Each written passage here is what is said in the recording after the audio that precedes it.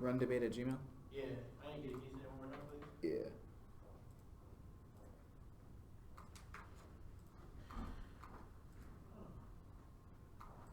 Alright, sent.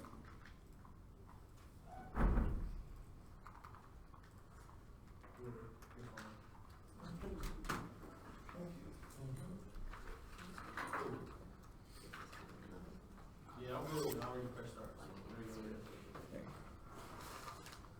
Is anyone not ready?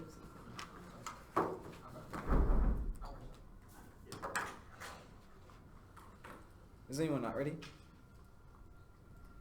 Talking about niggas is talking about violence. You've been warned. A black woman goes to the hospital with complaints of chest pain. Initially, the doctors send her away with instructions to take over-the-counter pain medication. A week later, the woman comes back to tell the doctor that Advil wasn't enough. She was still feeling that chest pain, and she mentioned that she had a family history of heart disease. The doctor prescribes the woman stronger painkillers, assuring her that the pain should subside. 3 days later, the woman returns to the hospital again, complaining that she can't feel her arm. The doctor, realizing that she was quickly losing blood flow to her arm, rushes her to the ER, but decides to amputate the arm because it was probably too late to resolve. While in the operating room, the doctor also decides to cut off her penis, just to be safe, all under the assumption that he is doing what is best for the health of his patient. So let's talk about healthcare with Dr. Gump in 2010. African American subjectivity is marked by trauma to include the disruptive quality denoted by post-traumatic stress as well as developmental trauma within the family. The trauma may be explicit or unavailable to awareness and may come from society or from the family, determining both anthropomorphic and societal traumatic as the historical fact of slavery. There was little in slavery that was not traumatic. The loss of culture, the destruction of families, physical abuse, or even witnessing the castration of a fellow slave, yet subjugation was the most heinous aspect and saw nothing less than the annihilation of that which is uniquely human. Self, I wrote of slavery's absence from trauma literature, while attention is given the Holocaust, floods earthquakes, and sexual abuse. Slavery is missing from the canon. Leary seeks to inform African Americans of their traumatic history. She includes post-slavery traumas as well as slavery. Leary described 3 outcomes of our traumatic phase of our traumatic past: vacant esteem, ever-present anger, and racist socialization. She attributes anger to sensitivity to disrespect. Her discussion of the sensitivity is the treatment of African American rage understood as a response to centuries of unbearable shaming. Leary explained the parental transmission of these behaviors as instances of modeling. Parent-child interactions have replaced behaviors with a bidirectional model in which the response of the parent and child are found to be co-determining. Aggressive response from a child will affect the parent's response, and any effective treatment of the black mind must begin with an analysis of the manipulation of the body. It is the total possession of manipulation of the body that constructs the master-slave relationship. Even more so, it is this singularity in body politics that gives the slave master the ability to rob slaves of subjectivity and agency. The spatial and temporal bondage via restrictions on mobility created not only the underworkings of the plantation, but the framework for larger social relations as well. That's Camp in 2002. The centerpiece of the theory of mastery that Elise laid on in law books and in plantation journals was the geography of containment that aimed to control slave mobility in space and in time. Its take was nothing less than the good functioning of the plantation itself. The manual prescribed 2 core maxims. First, there must be a time for everything and everything under this time. Second, there must be a rule for everything and everything, and according to rules, together lawmakers and planners made up the rules governing spatial and temporal order. Even when planners did grant permission to travel, they specified the spatial and temporal boundaries of a past tenure, and so women experienced the limits of the plantation geography of containment in especially intense ways. Total control over responsibilities bodies was central to the conception of the master-slave relationship. Transgressors of the boundaries of space and time were dealt with violently, and just as punishing the body is a political act, reclamation of the body challenges the psychological and mental torment of millions of black bodies are forced to endure. That's Camp in 2002. Attention to use as an experience of the body is mandatory for those interested in the lives of women in slavery, for it was women's actual and imaginary reproductive labor and the unique forms of bodily suffering, notably sexual exploitation, that most distinguish their life from men. Historians of enslaved women have revealed the falseness of the dichotomy between material and political and the personal, in large measure showing how the body so deeply personal was also a political arena. Their work has demonstrated women's bodies were unique sides of domination under slavery, yet enslaved women use their bodies as sites of resistance to slave. Women's bodily pleasure was a resource in the resistance to slavery. These diversities of the body are a fruitful side for investigating women's role in bonds with political culture. Recent scholarship has shown that perception of the properties of the black body, as much as the female body, were central materially and symbolically to the formation of slave-holding mastery. Pre-existing ideas of African conquest and to constructions of blackness and representation of bodily difference that justify the economically expedient turn to bound black labor. These constructions relied in large part upon 16th and 17th century male travelers' representations of African women's bodies as inherently laboring ones, as female dresses that stood in stark distinction to the idealized and idle independent English woman. And even today, the laws of the plantation continue. Blackness is only allowed in times and spaces deemed acceptable by the master, and as AJ's experience in the hospital shows us, the punishment for violating the rules is death. That's Edwards in 17. AJ was born without a working kidney. The boy needs a kidney transplant immediately, and his father is 110% match, but AJ is being denied his life-saving surgery because his father's criminal record. Dickerson got almost had to go through the proper procedures to donate his kidney to his son on October 3rd, but was put back in jail again for violating his parole for possession of a firearm or a knife during the commission of or attempt to commit certain felonies. When he got a lady said, "Need you to be on good behavior for 3 to 4 months before he can give you son the kidney." In January 2018, we'll think about reevaluating you. Carmela says January 2018 may prove to be too late because of AJ's deteriorating health, and she has set up a GoFundMe since she is unable to keep a stable job because of AJ's needs. And post-traumatic slave syndrome is a mental and psychological health issue stemming from the trauma of the plantation. The plantation society's mechanism of control actively produced poor health for black folks. That's Dr. Gump in 2010. I would define trauma as unbearable affect occurring in the context of profound relational malattunement affects produced by slavery were quintessentially of this nature. Slavery invoked the core interpsychic experiences of helplessness, shame, and rage. The neurological processing of trauma appears to differ from less emotionally charged experience. The neurological activation underlying the processing of the declared memory differs from that of traumatic memory. To PTSD, subjects displayed a high activity in Broca's area, an important language center there is then a functional expressification of those who have been traumatized. Therefore, Black America should endorse Juba as health insurance. Juba is a pattern of code of text used to covertly resist a system of domination and subjugation. It is a method that allows the enslaved to reclaim and weaponize the body stolen from them in a means of protest, thus reclaiming internal self-agency and affirmation. That's Hartman in 97.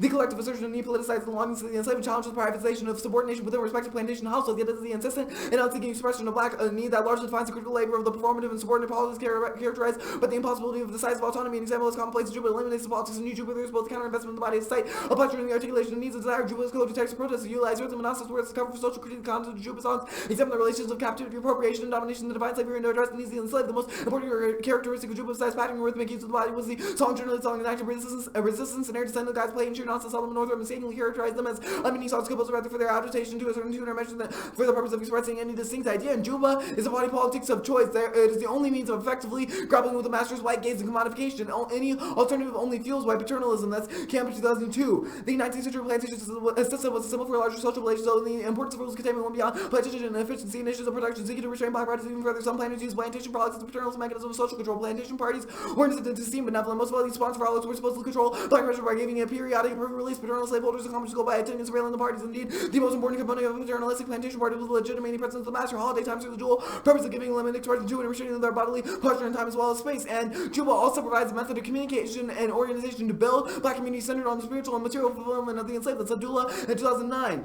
Music became a way for blacks to remain connected to the African heritage while protesting the bleak conditions they faced throughout history by working within social cultural constraints, innovating and adapting musical styles. Blacks created a musical tradition distinctively their own, and that in itself is a form of defiance. Stated earlier, African music is functional not just an art form, but also as a cultural expression and possesses a great degree of utility. Music was critical in the organization of early slave uprisings, using drums to spread messages in a rhythmic language undeciphered by white slaves could orchestrate revolts on land and on slave ships as well. The enslaved African chose not to succumb to the slave master's demands, retaliated by choosing to utilize whatever they could sustain their musical, aesthetic, and cultural memory. They began using whatever means of their making were in hand, even their own bodies. The bodies African was referred to as pattern. But they allowed for the enslaved Africans to simultaneously boost their collective morale and unify them towards the common goal of liberation. Utilization of the double ontology meaning allowed the slaves to communicate more freely while under the oppressor's surveillance. And we should reject the staticity of bodily experience. Enslaved persons possess at a minimum of 3 different bodies, and Juba of politics is the one that affirms the enjoyment of the outlaw body as a symbolic and material resource. We should resist privileged temptations of trivializing the bondswoman's mode of bodily resistance that is through her bodily pleasure, pride, and enjoyment that serves as a counter-political act to the master's violence. That's Campbell 2002. Enslaved people then possessed at least 3 bodies. The first served as a site of domination. It was the body acted upon by slaveholders. Slaveholders believed that strict control of the black body was key to their enslavement of black people. The second body was the subjective experience of this process. It was the body lived in moments and spaces of control and force of terror and suffering again and again. Enslaved people violated plantation boundaries of space and time. The spaces they created where they party or celebrated their bodies. This reclaimed body, this outlaw body, was the bond's versus third body. The body has a state of pleasure and resistance. The third body was significant in 2 ways. First, their third body was the source of pleasure, pride, and self-expression. Bondwoman's third body was a political side. It was an important symbolic and material resource in the plantation south, and its control was fiercely contested between owner and owned. Everyday thematic politics acted in opposition to slavery symbolic systems and its economic imperative. And liberation does not require full agency or resistance to hegemony. It is a reclaiming of the flesh. That's why Haley in 2014. Habeas viscus, you shall have the flesh on the one hand to signal how violent political domination activates a fleshly surplus. This figure said brutality, and on the other hand, to reclaim the atrocity of the flesh is a pivotal arena for politics emanating from traditions of the oppressed. The flesh, rather than displacing bare life itself, excavates the social afterlife of these categories. It represents racializing assemblages of subjection that can never annihilate the lines of flight, freedom, dreams, practices of liberation, and possibilities of other worlds. Genres of the human I discussed in habeas viscus ought not to be understood within the lexicons of resistance and agency, because these concepts have a tendency to mislead us to the manifold occurrences of freedom and zones of indistinction as modes of analyzing and imagining the practices of the oppressed in the face of extreme violence. Resistance and agency assume full, self-present, and coherent subjects. Why are formations of the oppressed deemed liberatory only if they resist hegemony and or exhibit the full agency of the oppressed? How might we go about thinking and living in flesh and otherwise so as to usher in different genres of the human? Okay, you good? Yep. So just a question, are either of you black women?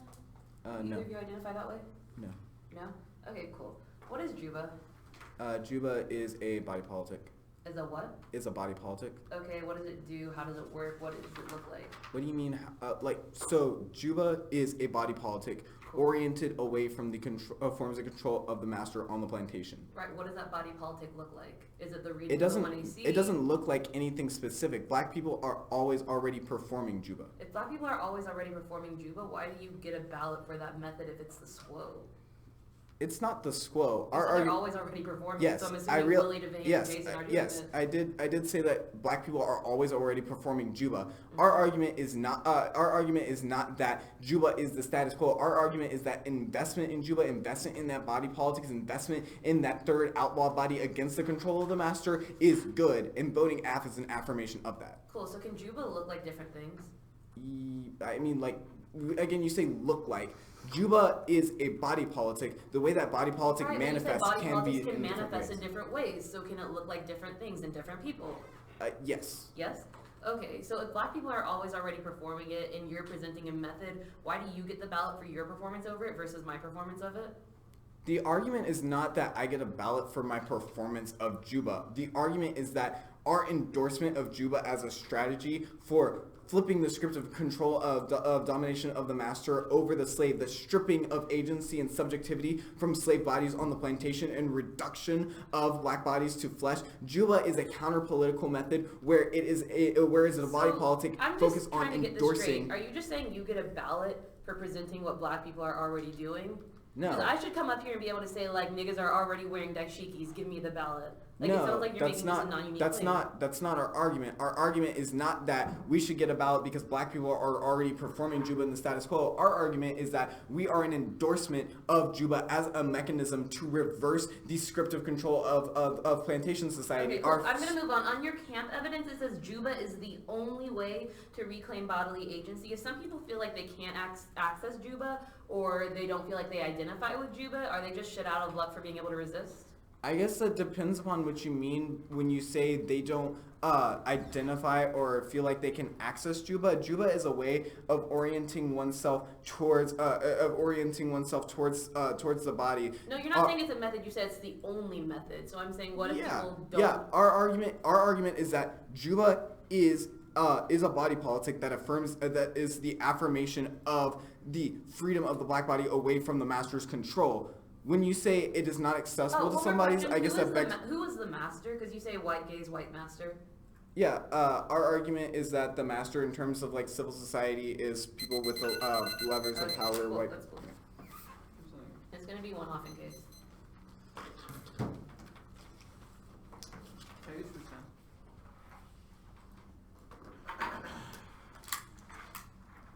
Can we use your stand now? Yeah.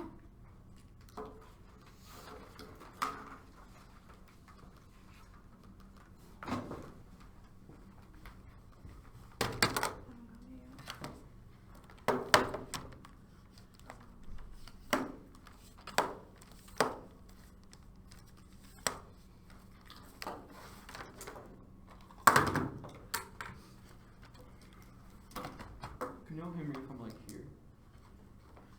Us? Yeah. Yeah. Oh. Okay, I just don't want to have my back to you, but that was kind of a little weird. Yeah, it's It's, I think, like 2018 NDT, all caps, at WSU, but WSU is lowercase. That's when you see NDT all caps at simple lowercase WSU.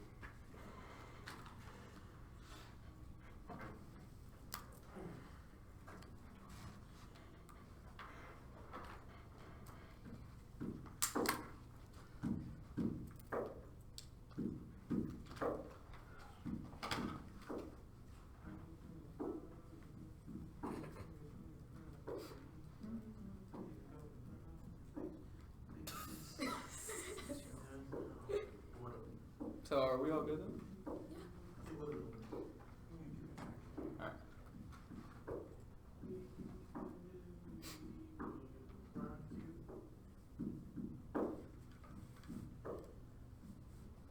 You gotta stop, it's gonna get stuck in my head. It's supposed to. Damn. So you walk through the hallway, hey, wow, keep No. Jason, good? Y'all good? Mm-hmm.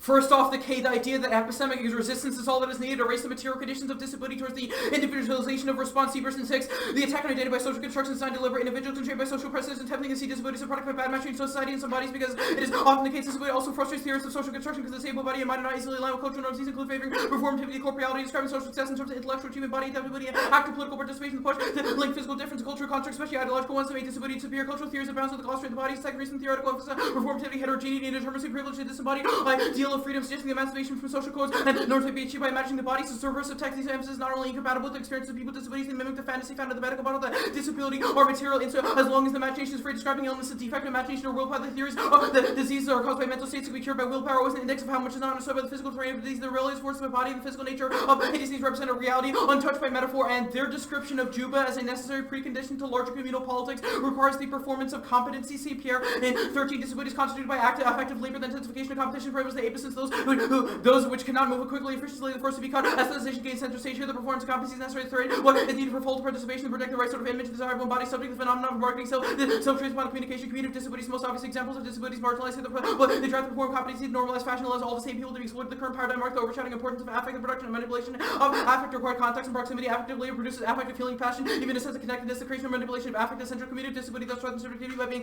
hurdled information full of the common fear and anxiety discomfort producing the suppressive of disabilities now internally. And affective labor depends on aesthetically normalized human contact, communication, productive ability, and the self-neoliberal ableism. The affective labor starts the conception of a normalized person to unlivable proportions, marginalization inseparable from the aesthetic of human interaction through the logic of affective labor. All disabilities are now communicative, and their focus on a future to come through self-curation relies on the capacity for self-management and rehabilitates disability under the Caruso Coalition, which shames those who cannot overcome. Schildrick in 15, the promise that through personal strategies of management disability can be overcome, promise of getting better. The pursuit of happiness becomes a prominent message. Well-being has become a synonymous of happiness. Go for the neoliberal individual. The pursuit of the risk as long as happiness remains just out of reach in the context of abilities. And never the quest to yield profit. We become entrepreneurs in search of the good life. Rehabilitation in terms of maximize the capacity of productive work, getting happiness, the expectation of getting better. Escaping slow death comes at a literal cost, unable or unwilling to pay our worthless failures, lacking in moral debt for the people who rely on support, the immunization to save people, not to show self-reliance, okay, widespread. The operation is shrouded in discourse of freedom, self-reliance, fulfillment. These references of residence for people with disabilities, accrue optimism, denies and hope, draws on hope at the liberatory level. The same people are enjoying the purpose of the latest aids and therapies to screw up nice neoliberalism capacitates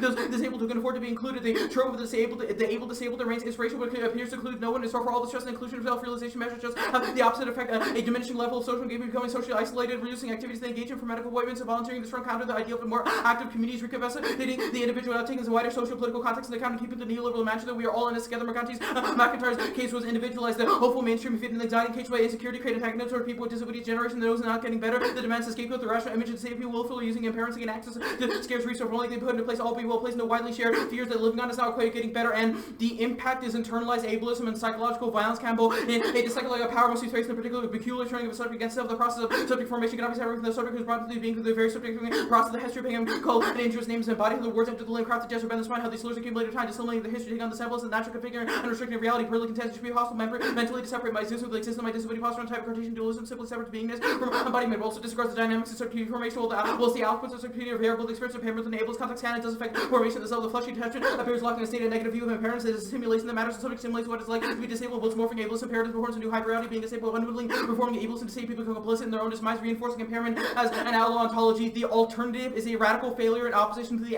firmness affect of potentiality, which is key to survival. In 14.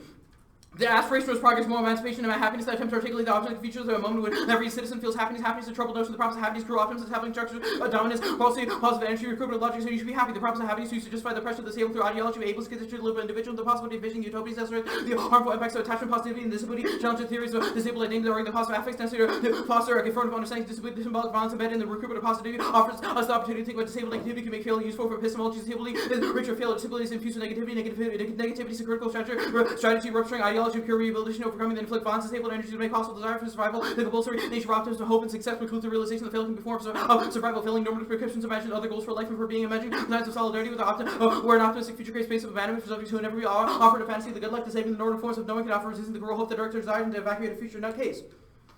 There's a presumption argument. Juba exists now. That was cross-sex already performed by black people. There is no reason to vote AF except their very specific framing of Juba, which we will impact turn, means that you can vote negative and endorse Juba as a good idea, except how they have framed the one he sees as a rhetorical project, which are all reasons to vote negative, which means there's no net benefit to voting AF outside of the way that they framed it, which we've impact turn. Now, parameters. The AF should have one, a clear way for the judge to delineate between one method and another, i.e. who has done Juba, a form of Juba versus another form of Juba, and two, a metric for evaluating which method, i.e. performance of Juba is better. They have no definition of what Juba is or how to measure that or who is engaged in it relatively better, which necessarily makes debate collapse back into arbitrary distinctions on the behalf of the judge based on the embodiment or performativity of Juba, which recreates the violence of scripting onto those people who are seen as performing less well. Now, the AF should not speak for black women because black women are forced into impossible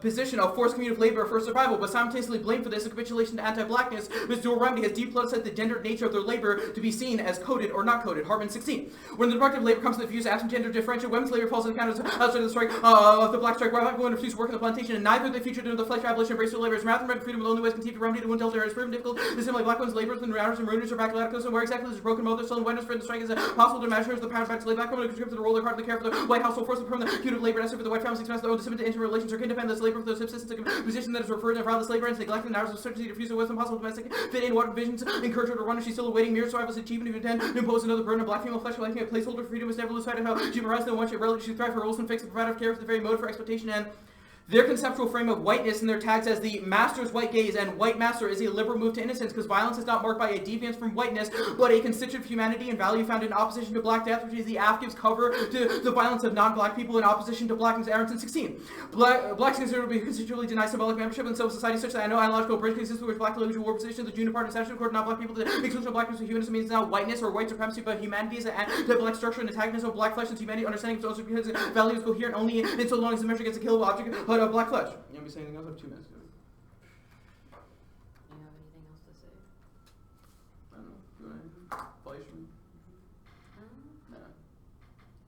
Just like, if you can vote to endorse anything, vote neg to endorse black people breathing, vote neg to endorse black people if you can vote for things that are already happening but simply putting energy behind it, you can vote neg to endorse things like black people breathing. Black people wearing dashikis, black people wearing Willie's hat, literally anything.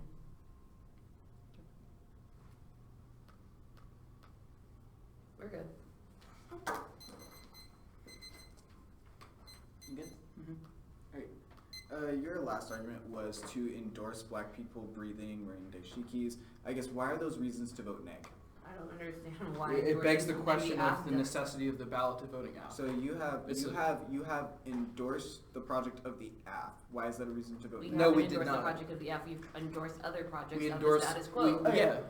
We're saying you should We provide also, competitive. we also said the ballot can be separate from saying Juba is a good thing. The second argument on case of parameters argument, you said that we should have a clear way for the judge to delineate between methods and have a metric for evaluating which method is better. Why is us providing a metric to the judges for evaluating the performances done a good thing when your impact to this is that it allows the judges to decide which performance Our is argument good is or if not you good don't enough. have a metric for what Juba is, it means when Gabby asks in cross-ex, I'm doing Juba now, why is my Juba not as good as the AF's Juba? Our argument is with no Where has the delineations AF or way to where has measure the forms AF of Juba, where the has the judges AF necessarily script performativity. Where has the AF measured the way this debate should be evaluated and who performs Juba the best? Well, our argument is that if you vote AF because Juba is a good idea, but Juba looks like different things for different people, it could mean that the negative had already done Juba in the first place, which is a reason not to vote AF.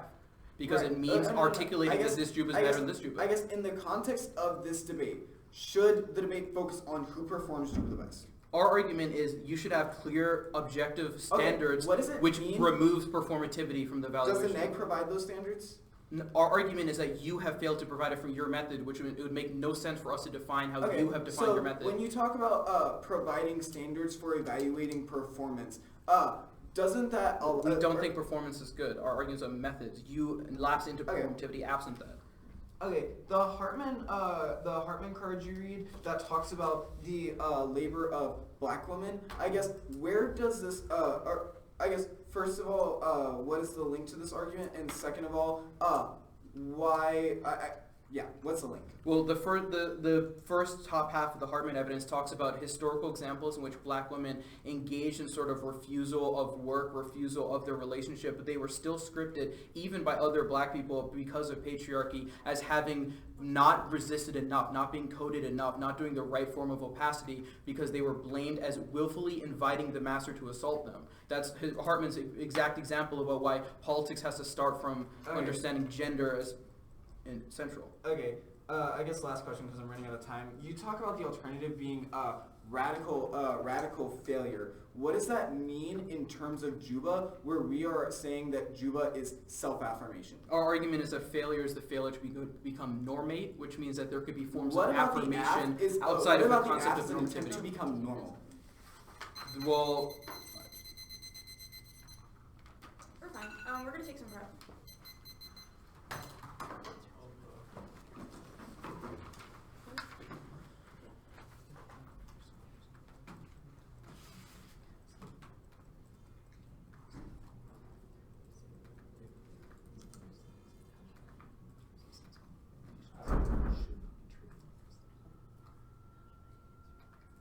We actually use that example.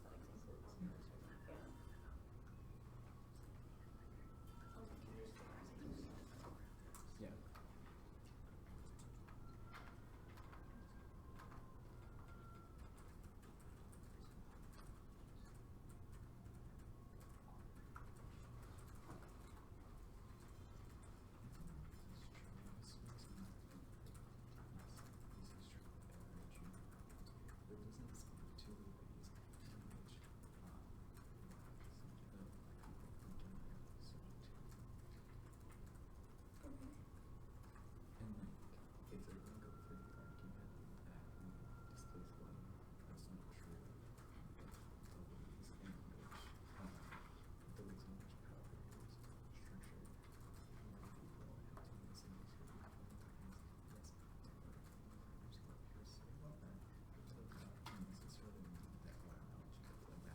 Yeah, yeah.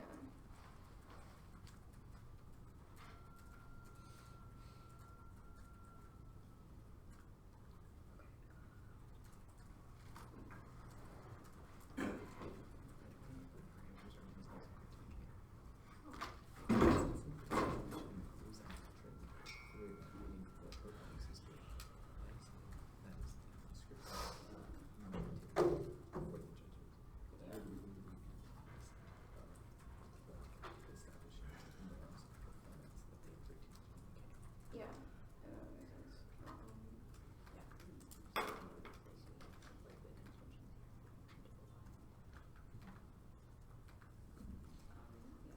This is so cool.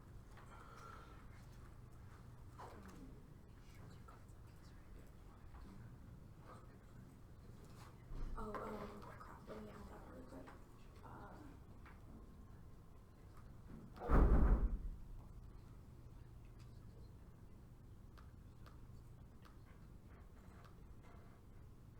Anything else? Okay, let me add that really quick. That'll be good. 719, and let me just set it.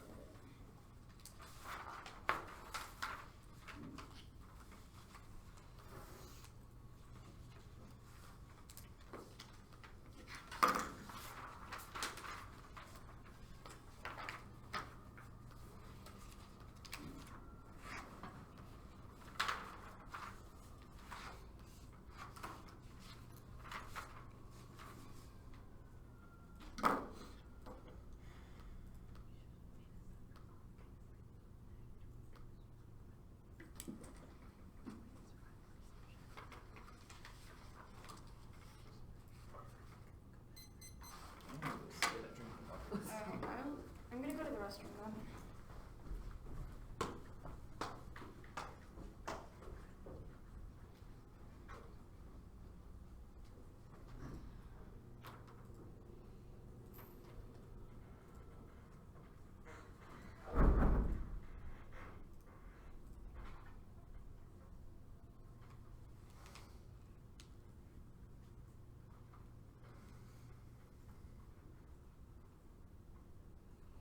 Did you judge round one, Jason? Huh? Did you judge round 1? Yeah. Well, who'd you judge?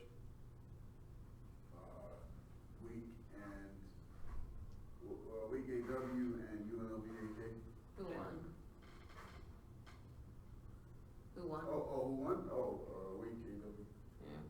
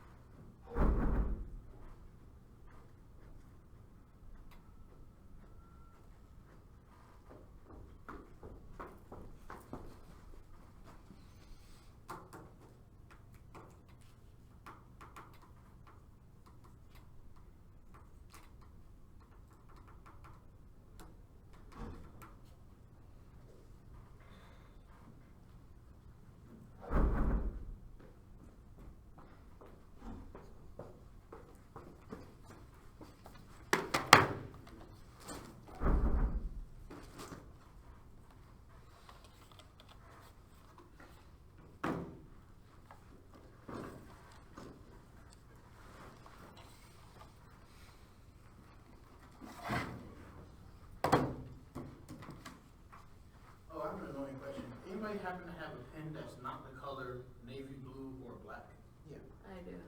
They look the same on me. Is there a way to like turn on the lights? I like really bad eyesight. Sadly, no, because this is well lit. This is going to get. I mean, maybe this light. Rip.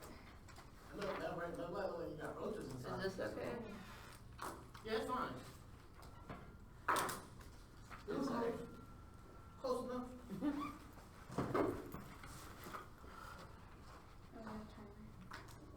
Jason, you sleep?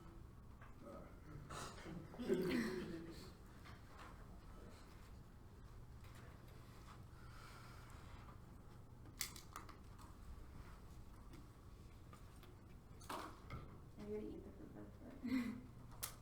No. Sleep makes my mouth feel sticky. But like fruit snacks. But speaking, I can speak after eating fruit then snacks. I can't. Oh. My high school debate partner would just eat peanut butter and then he would sleep. But it's okay because he was really slow anyways.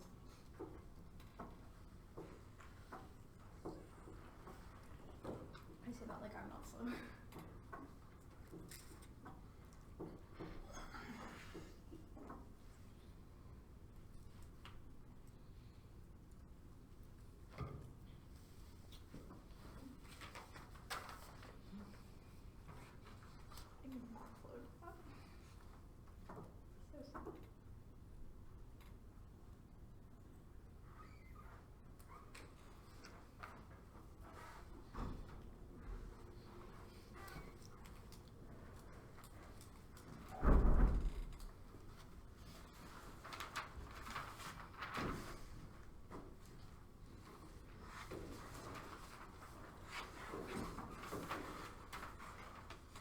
Case been okay? Everyone good? Oh, this one.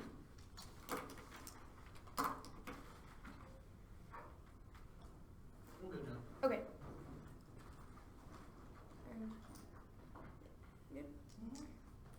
Juba is an epistemic orientation that is based on black body politics and challenges and problematizes the underlying script that sustains the master's relationship. Our 1AC camp evidence explains that the master uses possession of time and space as a basis for that capturing of the slave. Our use of Juba is what redirects political script to the body and redefines use of it, which is a critical lens by which to analyze and deconstruct humanist subjectivities. Turns the arguments of the K, their presumption arguments make no sense. First of all, not all structures have been resisted because the transient zones of freedom and status quo are shared. Recognition of social location, not recognition of the zones of social life within social depth. The body politics of the app is key for two. To solve two impacts. One is psychological balance. Two is the forms of kinship that our Abdullah evidence describes. This argument is equivalent of saying that you read cards. Why? No, your author solved the app. Debate is a presentation of scholarship. Our presentation of scholarship is a disfiguration. Of a hegemonic narrative, and is good. And the status quo is not an because it's inevitable. We take a strategy that exists in use in Juba is specifically the manipulation of the outlawed body to resist the master. It's not just anything, but rather it is that which reclaims the body and like the outlawed body to resist the master. Parameters argument is a double turn with the criticism. It literally says that we should specifically script something normative scripted form of methodology that is normative, which takes on the impact of the day. Say that the app speaks for black women, but first of all, cross-examination checks. There's no link here. We do the Hartman evidence. The Hartman evidence is specifically in context of dismissing the ways in which black women resisted on the plantation. We do not trivialize the resistance of black women. We literally, our camp evidence literally is an example of how when a black woman is called to the master's chamber, she refuses to pretty herself up or wear fancy dresses. We are linked to this evidence. Their Aaron evidence does not disprove the thesis of our argument. Yes, junior partners do exist, but that does not speak to how specifically the master is one that is specifically one that denies black people's subjectivity, because blackness is posited as the absolute state of dereliction. We do not displace blame because power is the white people taking subjectivity. There's no reason why the existence of junior partners disproves that. Go to the K. We are a better understanding of how the concept of humanity controls the bodies. We are not an advocacy for inclusion within humanity, but rather we are a critical reinvention of how our bodies exist on the plane of anti-blackness. Our camp evidence explains that Juba is founded on reclaiming the body in defiance of society's demonization of it. It's a double bind. Either A, they are denial that humanity's anti-black, or the affirmative is a valuable interrogation of how that impacts bodies. Anti-blackness explains how humanity erases the non-human and fosters pure blackness. Or solvencies and predicated off of the physical movement that they assume, because Juba is not just a dancer, but rather it's the affectual aspect of blackness. The spirit after the South Carolina church shooting, there was a woman in the Charleston church who was both blind and deaf, and she started crying during a ceremony of grieving because of the connection and spirituality in the space, the affect that is specifically accessible in double blind. Either A, the affect and alternative are coherent, or the alt humanized strategies resist for black people because they're not resisting in the ways prescribed to the alt, and their use of historical instances of the violence as evidence is linked violence experienced by others contingent upon non-participation in dominant social practices. Anti-black violence cannot be evidence to historical evidence, because blackness as a structural position is constituted outside of humanity, creating an objective non-contingent relation to violence, as Wilders in 11. Subject to vertigo, disincentive one is a moving, otherwise stationary world brought on by the clash of grossly asymmetrical forces. There are suitable analogies subject to vertigo with the event, but the sensation that one is not simply spinning, otherwise stable and marked, and that one's movement is purposefully unhinged when steps in relation to violence cannot be acknowledged as subject to vertigo, like constituted by disorientation. This, the human suffer contingent violence, no one black people subject by violence is paradigmatic necessity, not just before contingent political ontology, is radically from political ontology as any being who is constituted by discourse and discipline by violence when he or she brings the ruling discourse against human revolutionaries over discourse of vertigo, when they meet the states of disciplinary violence for the revolution violence with the subaltern over the black. For the slave, there are no cognitive maps, no conceptual frameworks of suffering, and Juba is based upon the power of black cultural aesthetics, which grapples with the white violence of natal alienation, provides a map for progressive resistance as of July 09. The cultural aesthetic where black people act as a timeless link to the past, present, and even informs the future for the African music, and the intrinsic feature of his or her culture, musical production, transcends the limitation to order linguistics, and taps into the various relation, the capability of withstanding the culturally destructive force, which tactile slavery exemplifies the resiliency of the musical tradition of African people, the monumental transition of both status and identity, were enough to force enslaved African the musical roots African Americans utilize their musical foundation for the agency, reformulating, reshaping the gospel to serve as a song for freedom. Black see now existential hostile environment who went to music was covertly able to simultaneously transmit resistance while keeping the community connected with their cultural heritage, and the hypersexualization of the black body always already renders it as disabled. The AF was already a discussion of anti-ableism. The demands for us to talk exclusively about ableism is an anti-black silencing that pathologizes the flesh. That's Hook so 4. Sexuality is one of the side of many black men's form races. This is because the convergence of racist and sexist thinking about the black body, which is the projection onto the black body, the hypersexuality history of the black male body begins with the projection onto the body of white, racist, sexist, pornographic, sexual fantasy, Euro-American seeking to leave behind a history of the brutal torture, rape, and enslavement of black body, projection all the fear of the black bodies, black women, rape, and slavery. It was because the illicit and seductive black white men had an unusual certain black men, and they understand the sexual burden, the demonic beats in the midst of which ritual sexual torture. The black body indicates the intensity of both white hatred of black bodies and the longing to consume those bodies. Symbolic sexuality and sexuality in the West has been linked to fantasy of domination and deception. African people in so-called New World will automatically enter sexual scriptures and cultivate sadomasochism, ritual domination. We know from slave narrative white sexual deception will lead to a targeted sexualized racialized rape for black women being targeted mutilation for black men, lynching and mutilation, and we are an impact turn to that performance because ableism societies fall short in the face of black bodies at the intersection of one's black body disability maps a different group of suffering, which is entirely different realities theorized from that's more junior. Disability identified from black perspective is effective and is different from dominant culture. Disability view, disability in black communities, relationship to marginally. We have gone from finding disability surrounding displaying disability under harsh abuse and freak disability perceived as one of the difference is was the birth of institutional disability power first whether the parents of disability and the people with disability who began participating in both groups were criminals a member of dominant culture. They were not required to call their privileged setting organization that created the other reshaping disability identity with the disability culture viewpoints that benefit everyone because of institutional practices and shaped the early disability organization, the isms of our societies, even the disability institution, which created roadblocks for others to enjoy the benefits that came into the organization. The disability culture and continues to have trouble reaching people outside of dominant culture who have little access to resources of higher education and listing ableism as a parallel structure as blackness reproduces the infinite permutations of whiteness and erases the specificity of blackness and destroys our ability to fight whiteness must be theorized as a larger ensemble, not its specific manifestations as Wilder's intent.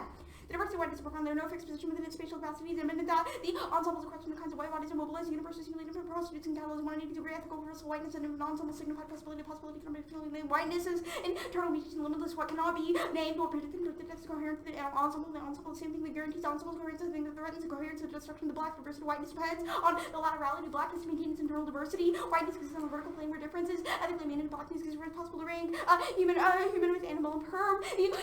Specific perm do both. There's no specific reason why Juba is something that's mutually exclusive with failure because Juba is not prescriptive. There's not specifically a way to succeed at Juba or fail at Juba. Kemp uses the example of how people would literally would sing spirituals collectively on the plantation that had a coded form of text, and even regardless of if that signified wanting to run away from the plantation or signified an upcoming slave rebellion. Even if the rebellion failed, that does not change the ways in which the body was specifically reclaimed, the ways in which the spatial and temporal control of the master was dismantled, and there's no link because the black is a subject position of flesh. Their decision to ignore the virulent anti-blackness and status was a privilege. The black is the very antithesis of the human subject, as Wilder's intent. Two tends to work to the essence of being white, and then on the position ontology scale down to a common global denominator. The other is found in the impossibility of ethical dilemma for the black being can thus be thought of in its first ontological instance where its human exists on some plane of recognition plane of being and thus can become existentially present through some struggle through recognition. Blacks cannot attain the plane of recognition. Jews went into Auschwitz and came out Jews. Africans went in the ship and came out black. That is why these little sisters of technology, the Jews identify with them the dead and have blacks among them in violence which turns the body into flesh, which and literally and imaginally destroys the possibility of ontology because the position of black within an infinite and indeterminately horrifying and open vulnerability, an object made available to any subject of the black has no ontological resistance in the eyes of humanity. But most of the entire thesis of this criticism is premised off of the idea that we have provided a prescriptive strategy for black people to specifically saying how to resist the point of Juba, that it is that which is resistant to structures of whiteness, specific to structures of whiteness and based on an affective relationality.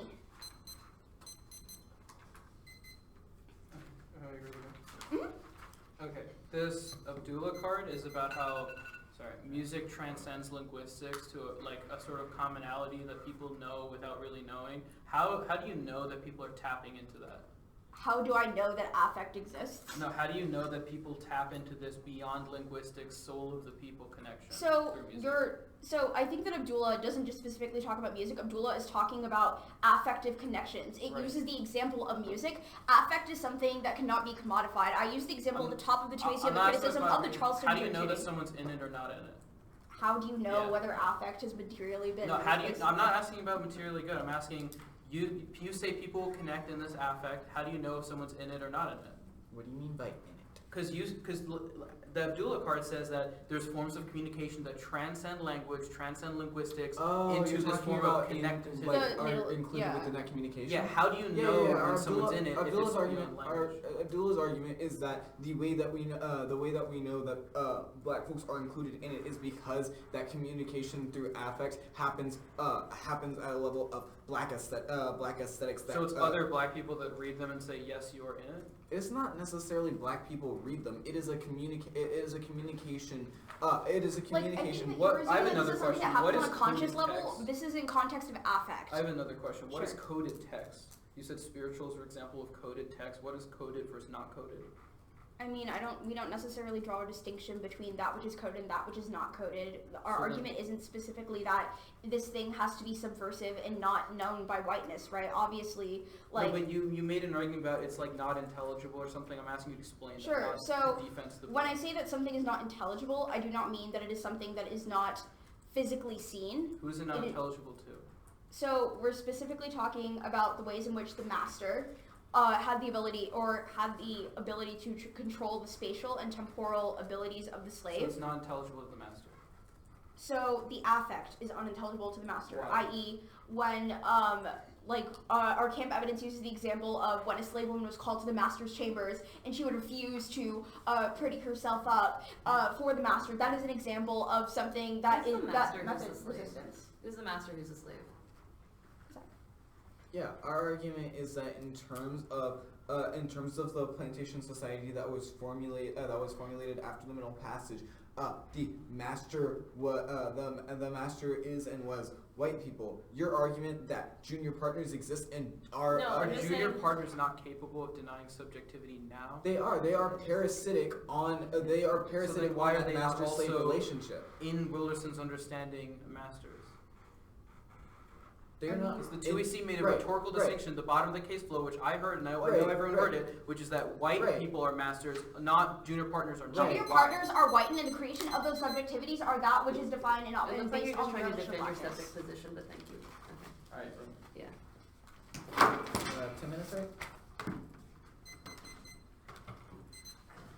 I'll be right out here, so it's, yeah. Okay, I can't answer.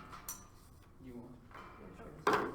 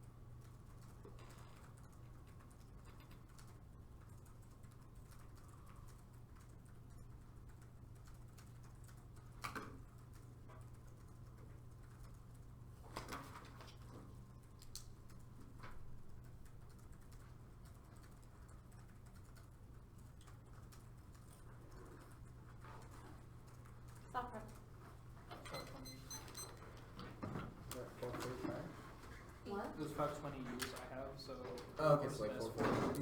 Yeah.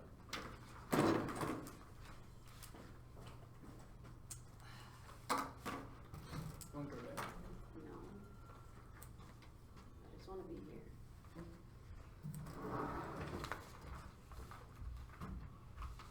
Because I feel weird like standing in front of them.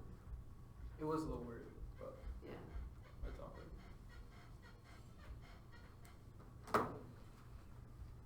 Do you want to go get them? Is it really out to get them?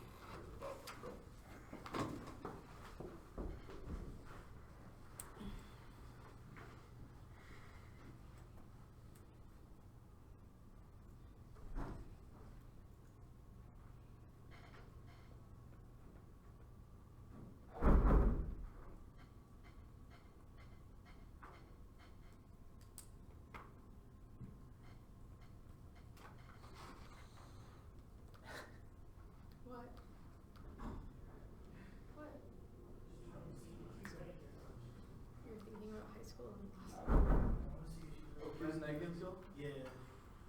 Who is it? Q was negative for her. Yeah. I want to see if there was the Black Matrix.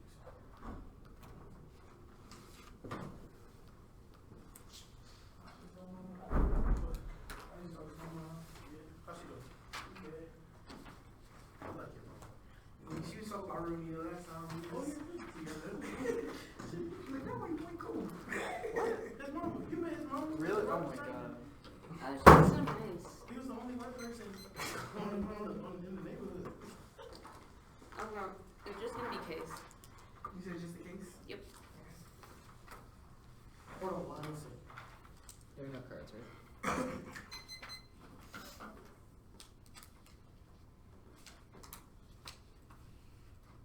Oh yeah, they did go for that. They were finna make this. And Franklin. Called them those. Case? Yep. Y'all good? Jason, you good? I'm so far, Jason, so I'm like trying to go back and forth. Your particular spot on case, you started at the top. Starting at parameters, Aaron's Hartman. Okie doke. I am prepared for your speech. Billy, you good? Jason, y'all good? Parameters should be evaluated before anything else in the debate because it's a prior question to how you evaluate the debate in the first place. The app has provided method with no way of evaluating it. They just say Juba is good, but what does that mean in the context of a ballot or a form of debate? Parameters isn't about evaluating performances, it's about using standards to evaluate methods because without an interpretation of delineating between methods, you inevitably turn to evaluating performativity to decide a tiebreaker of the ballot, which is why the parameters arguments and all the links to disability is proving why that performative evaluation is bad and how a metric for the app uniquely causes that performative metric. In CX, I asked them what Juba looks like and they said it could be anything, which means that you have no way of evaluating whether they have performed it or not. They have not provided a bright line for what counts as Juba or not, or how to choose between different forms of Juba, which means there's an arbitrary to set because you become the determinant of who has performed or embodied Juba well enough. The app might have a performance of Juba, but how do you then understand other forms of Juba if all other Jubas don't look like them, mere the representation, but which you don't give? What's the alternative? What's the alternative? Yeah. Provide a If you said metric that- for understanding Well, that shit. like you said that anything is always investing in a structure. What is the alternative then? Like, what metric could we provide? I.e. delineating between methods or telling the judges how to evaluate one method other than another. You're just If all saying Juba methods is invest slow, in Juba is good. Okay, how do you evaluate that?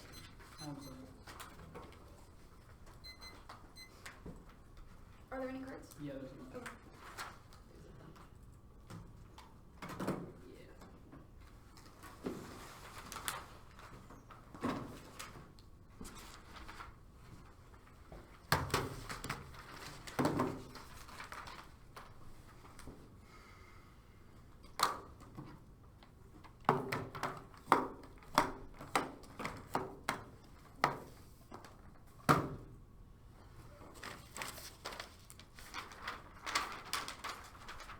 Go get it.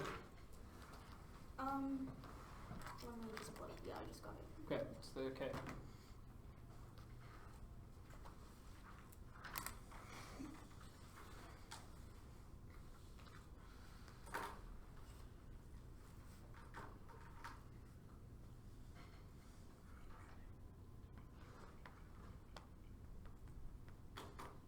We're good.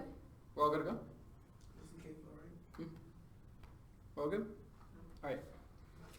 The impact of every link argument when is ableism or Campbell evidence that political methods exclude to save people create violence. Most of people think it's okay to not have to save people within your political method maintains a corporal standard. People who don't look or act like you are not valuable. This internalization of ableist norms causes psychic violence and self-hatred to save people. Campbell evidence that these forms of exclusion to save people accumulate over time to create self-hate, which creates violence against black women who have disabilities and prevents them from engaging in the act in the very first place. Which link terms to argument because they means that they recreate a pedagogy that only counts for a very particular normative understanding of blackness that ensures their pedagogy recreates a form of anti-blackness via ableism in the very first place. Now I'll go to the permutation argument in the very first because that is their bottom part of the argument. They say that Juba is not prescriptive in the first place. That takes out the permutation to both because we've linked to your forms of advocacy. The fact that it's not prescriptive doesn't make any sense because you should hold them to how they've described and understood Juba in the 1AC/2ACI. The next argument out of the 2AC argument is that it's a form of coded text by singing spirituals, etc. that are not intelligible to the master but or intelligible black people. We will impact her in that later, which means that you should hold the afference negative because the 1AC is a rhetorical speech that we have criticized. Severing is unethical and disembodied and prevents revolutionary debates over liberation. Now, firms aren't talking, shouldn't get perms to kill, debate, or shot evidence defeating her. Judging decision which the judge should not value her because the method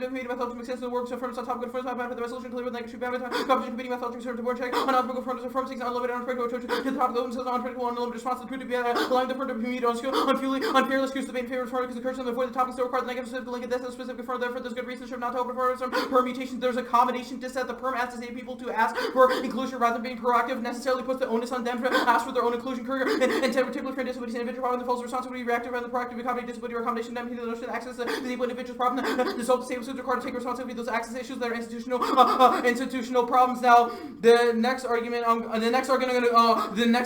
to go for is the communication link. They've explained Juba not as a prescription, but as a form of coded text, like the way that people play music and rhythm with nonsense words to spread secret messages, for things like slave revolts, which is the 1AC example that they gave. This links to our arguments on affective labor, which begs the question of who gets to be seen as coding or being hidden or not. This framing relies the conception of affective labor, i.e. the manipulation of affect, rhetoric, bodily power, engagement to reveal your message to other black people, but not as simultaneously to reveal it to the master. The basis for the forms of community building they generate is based purely on people's ability to live with normal standards of affective relationality. So the people you leave out are disproportionate. Those who are deviant affectively disabled people are always offbeat, not on time, speak out of term, not on meter, not on rhyme. They produce the affect that is not easy to relate to. It's a thing that maybe cannot be understood by even other black people. It's not seen as good enough as a basis for community because it's wasteful communication. Talk about the wrong thing. It's the moment when a disabled black person cannot hold it in, blurts out what they mean to say in plain speak in front of the master. It's the moment when someone tries to pass on a message, but other people think differently than you do. Don't understand what you're saying. Get frustrated with you as wasting their own time and wasting the form of Juba. All of these are the fissures and cracks in the half framing of Juba. They get smoothed over in their move towards community. These are the things they have to answer before you can vote out because it means the framing of their methodology regards the performance of capacity that will sacrifice certain black people, i.e. disabled black people at the altar of the community. These links are to a Abdallah evidence that says Juba is a form of connection and access to language or rational communication, a form of mutual feeling. What does it mean to say there are things in access to our understanding and access to it? That assumes a sort of common relationality and understanding that requires a reading into what people say to see beyond the text, to understand the metaphor, all etc. Assumes a capability for thought and relatedness on a normative conception of relationality is proven in cross-because when they see what they say, the judge should vote on that form of access you relate to even if you can't express it through language. I know a lot of people who have difficulty processing and understanding distinctions between things like sarcasm and reality, etc. Like autistic people in particular. This turns the app because they exclude people who don't feel like they can engage with your form of labor because the argument that music, etc. is a moment of indescribable information flow causes a sense of passion and connectedness that relies on emotional connectedness that assumes an ability to control or tap into how you feel in relation to other people, which impact turns the formation of a community because the people that engage in these coded messages are always those people who can engage in certain normative forms of communication in the very first place. It means that you build and centralize your community by centralizing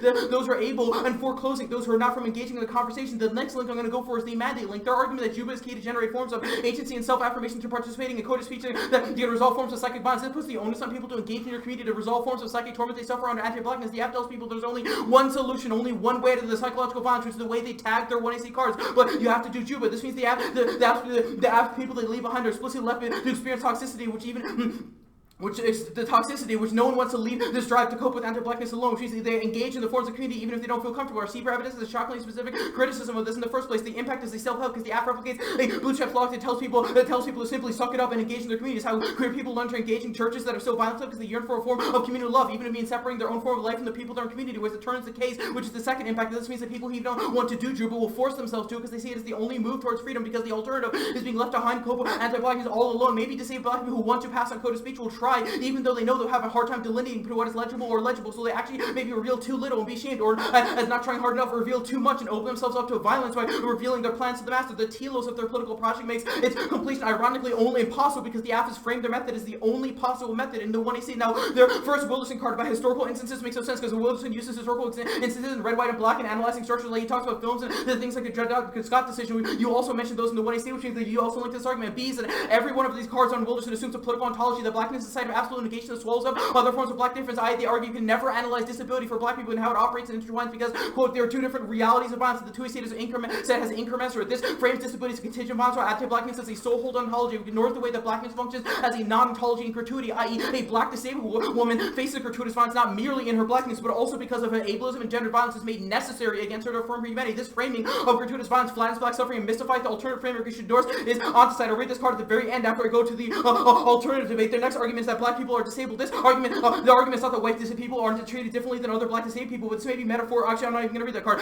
Even if black people are disabled by society, there's an impairment aspect of disability that applies within communities, i.e. they don't have a language that can talk about black disabled people and how they could also be, other black people can be held parasitically against them, which is a link argument, not just defense, because the world uniquely magnetizes forms of violence against black disabled people over other black able people. The alternative is a form of failure that refuses a sort of mandate over what politics can be. We see the alternative is a form of intercommunalism that allows people to engage as they are, not if they're doing Jew, but not if they're coded enough, but as they are. Failure as positivity, because the failure to be normative, which solves the entirety of the app.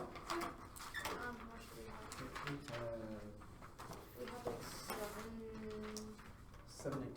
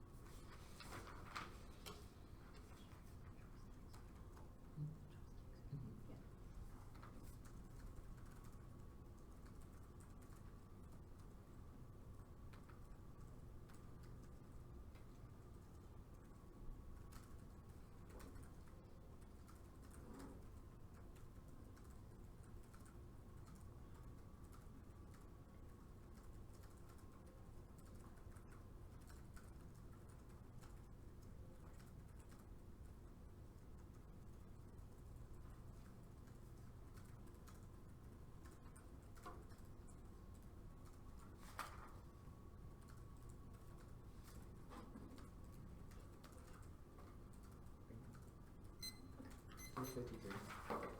Huh? 353.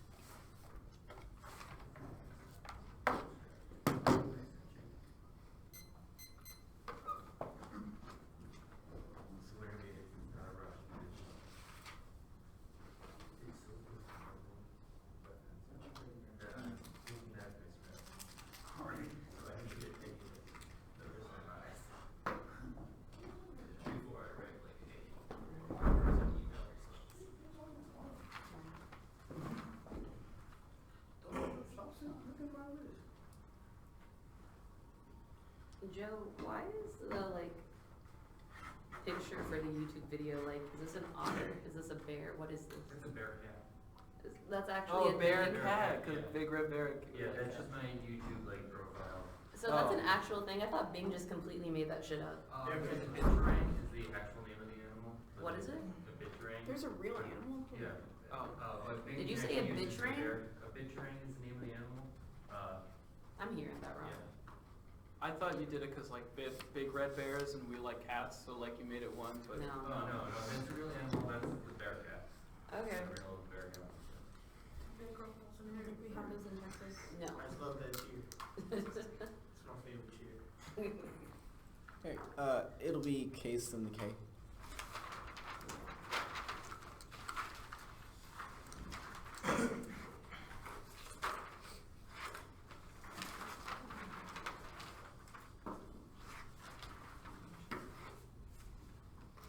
Is anyone not ready? The master controls the body of the slave and strips slave bodies of subjectivity in order to control slave bodies in time and space to formulate the broader conception of the plantation society. This is the reason why we're controlling the reason why the master slave dichotomy is the controlling mechanism for the way in which civil society is has constituted itself, which means that there is a distinction between the master and civil society and junior parties within civil society doesn't make any sense because our argument it doesn't actually address our argument about the way in which civil society is constituted by the controls of the master over the slave on the plantation. Now that stripping of subjectivity causes a form of psychic trauma to black subjects who are devoid of relation who are denying relationality due to that stripping of subjectivity. Juba is a body politic that is an affirmation that is a radical self-affirmation and a utilization of the flesh as a liminal space for resistance against the control of the master. Way Haley articulates this really well when he says that the flesh is not merely the difference between bare life and civil death, but is also the excavation of a social afterlife, which means that we are the only ones that are capable of a form of resistance to be able to solve that psychic violence. That the black cultural studies that sustain the affirmative are also notions of community building that aren't necessarily based on forms of performativity of certain bodies, but are forms of affect that are communicated without action, which answers their arguments about how we exclude certain bodies. Their first argument about presumption doesn't hold any weight because we aren't about performing Juba. Instead the one he sees is a rhetorical object that is an affirmation of Juba as a body politic against the control of the body of against the control of slave bodies on the plantation. If you think that this is a good idea, if you think this is a good method to reject the forms of control of anti-blackness in the way that anti-blackness constructs society, that means you both have to extend the parameters argument. However, this still links to the chaos, imposing norms on whether methods of resistance are good or bad, beyond the notion that Juba is ineffective investment in the outlaw body that affirms blackness through using the flesh as a liminal site of resistance against the master, instead of trying to assume counter hegemony in terms of full agency, which aren't accessible to black subjects, is bad because it necessarily excludes certain performances of Juba. They link into their own argument, because us saying, hey, this method of Juba is good and this method of Juba is bad, pits the debate into different performances of Juba, makes responsible inevitable because the judge has to choose between which side perform Juba better. Also means that if we set the terms of Juba, that means that their form of Juba will never be included under our interpretation because of the way in which competition is set up. They said that Ben Carson and transphobic music are reasons why we have to have these definitions. However, Ben Carson and transphobic music aren't forms of using the flesh as a liminal site. They are investments in liberal norms of humanism that prioritize the goals of the human over the social afterlife of blackness, which rejects humanism in its entirety. They accept the errands happen to have their theorization doesn't account for native positionality as neither slave or master. Yes, Juno partners are parasitic on blackness, but that doesn't. But they don't structure civil society. Wilderson's own argument that we should help Palestinians resist Israel and still be cognizant of how Palestinians will become parasitic on blackness is the reason why this argument doesn't make any sense. You can cross by the work I did on top of this page about how the master slave dichotomy set up the working in civil society in the first place. The external Hartman evidence of the is reduction of the imposition of requirements for resistance. That's the way Haley evidence in the work I did at the top. They said that our use of only method is bad. However, only method is self-affirmation away from the control of civil society. If they say that the if they say that resisting the control of civil society is bad, then that's a demonization of blackness and a reaffirmation of civil society and the control of the master over the slave, which is bad. They said that we shouldn't speak on black women. However, this argument doesn't make sense. First of all, it's not really impacted on the truancy, and we don't claim the labor of black women are demonized. This also precludes any affirmation of black women, which is violent because Juba is a politics of self-affirmation. If they preclude that, then that is necessarily violent to black women. On to the critique. You can assume the permutation. That they don't test our advocacy because it's about whether or not the analysis of always already includes discussion of disability, because disability is simply a subjectivity produced by the antagonism between blackness and civil society. They haven't answered that argument, which means that blackness already disabled and coherent notions of disability for white folks as a form of not perfect human, but still within the category of human is a reason why we are always in analysis of blackness of disability and how it occurs to blackness. We get a permutation. First, permutations are about testing the link. If they are able to win a link, then we should be able to test it. And two,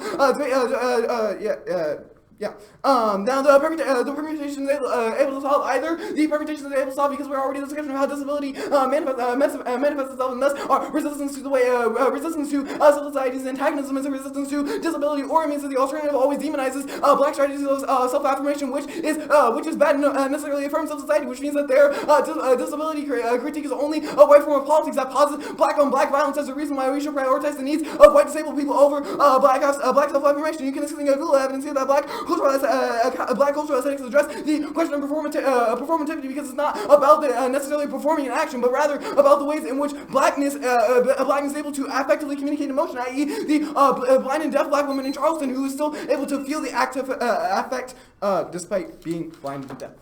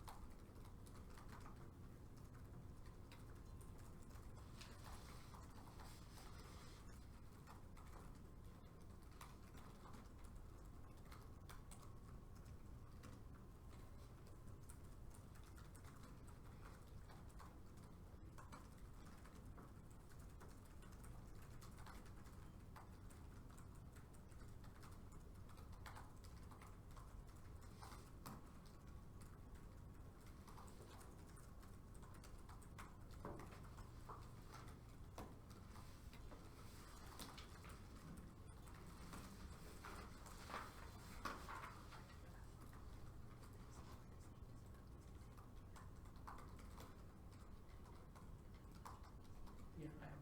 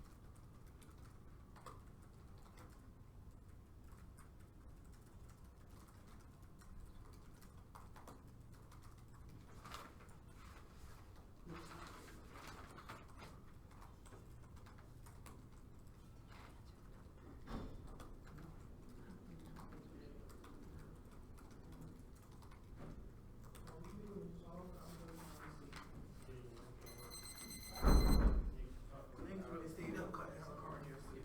Yeah, that's why I fell asleep last 2 nights. I fell asleep on the laptop with my fingers and cut the cord. I guarantee you they were gonna use 2 of them.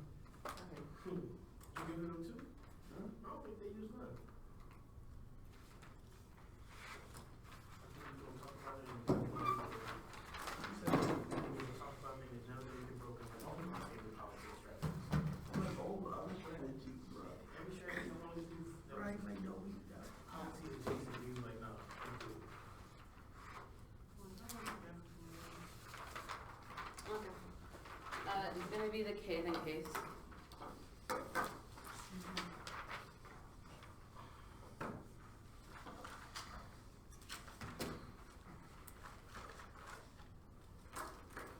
Y'all good?